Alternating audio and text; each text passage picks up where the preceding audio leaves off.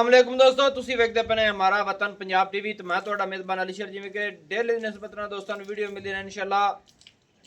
अज भी एक मझ ढूंढी है दोस्तों वास्ते, सफर करते मझ सूई हुई है, लेना देना नसीब दा हुंदा है। कैमरामैन मझ नूं नज़र उगावेगा इंशाअल्लाह। मझ अच्छी लगे मुहब्बत वाला कमेंट लाजमी कीता करो, क्योंकि तुहाडा वीर हमेशा तो मेहनत पूरी करता है, कोशिश पूरी करता है। बाकी मझ दी तसल्ली दोस्तों कर लैनी अल्लाह के हुक्म दे नाल। बड़े बड़े कदां दी मालिक के मझ है माशाअल्लाह। थोड़ी सीधी पतली हो भला हो जाए, कुछ नीवी जी होंदी है नहीं तू खड़ा रह यार। अच्छा सजे फराने ने दोस्तों, एडी मझ एडा ब्रीडर होंदा है माशाअल्लाह। और मझ जेड़ी है वक्खी मझ दी मकूल है, हड्डी सिंगल है, टाकां चकी हुई ने, पशम मझ ते पूरी है। और हवाने अल्लाह के हुक्म नाल मझ नूं बड़े रब ने लाए ने। बाकी मझ थोड़ी जी कैमरे तो कहल होंदी है, अल्लाह के हुक्म नाल चंगा हवाना, फुट तो ज्यादा चौड़ा, मझ दा कद चंगा, मझ दे चारे पैर सफेद ने, अखां भी सफेद कट्टी नु उठा ते बुलावी ना माशाअल्लाह। इत्थे तसल्ली कर लेनी दोस्तों। बाकी कैमरे दी वजह तो बाय में डिकार मैन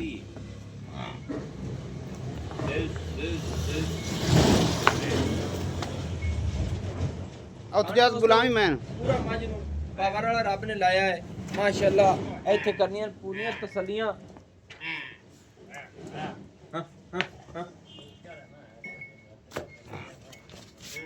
मझ दे चौकटे दोस्तों कमाल दे ने, हर चीज मझ दी पूरी क्वालिटी वाली है, नस्ल जात वाली है।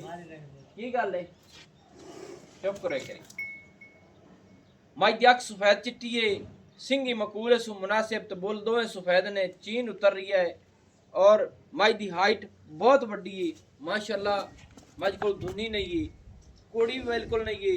और फासले सोहने सु, थणा दी विथा चंगियां, पूरा पावर वाला थण, मझ दा कद चंगा, मझ तीर सीधी पदरी गाडर वर्गी। बाकी हवाना दोस्तों नूं तसल्ली नाल भी खवावांगे, थोड़ी जी कहल हुंदी है बस दोस्तों। इत्थे हवाने दी तसल्ली कर लेनी है अल्लाह दे हुक्म दे नाल। चंगा चौड़ा हवाना मझ लई फिरदी माशाअल्लाह। बाकी कहल दी वजह तो जेड़ी ना थोड़ी जी हवाना दोस्तां नूं पूरा तसल्ली नाल दिखासा है। बस बाकी मझ दूसरा सुबह दोस्तों हुण सूई है, कपरा कट्टी चल विखा हाजिर टाइम के मुताबिक मझ दूसरा सुबह सूई है। मझ को दुध मालिक मौके तो नहीं है जेड़ा दस्या गया है माशाअल्लाह।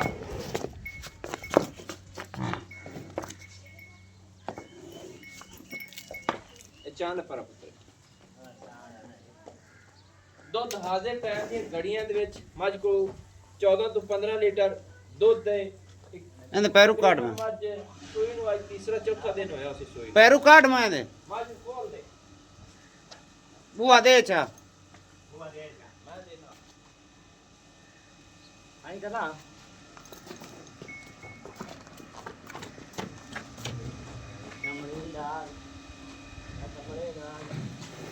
हाँ हाँ हाँ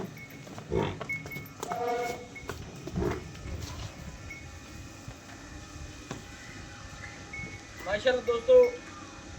मझ थोड़ी कैमरे की कहल की वजह तो, बाकी मझ की लंबाई ऊंचाई अल्लाह के हुक्म नाल हर पूरी है।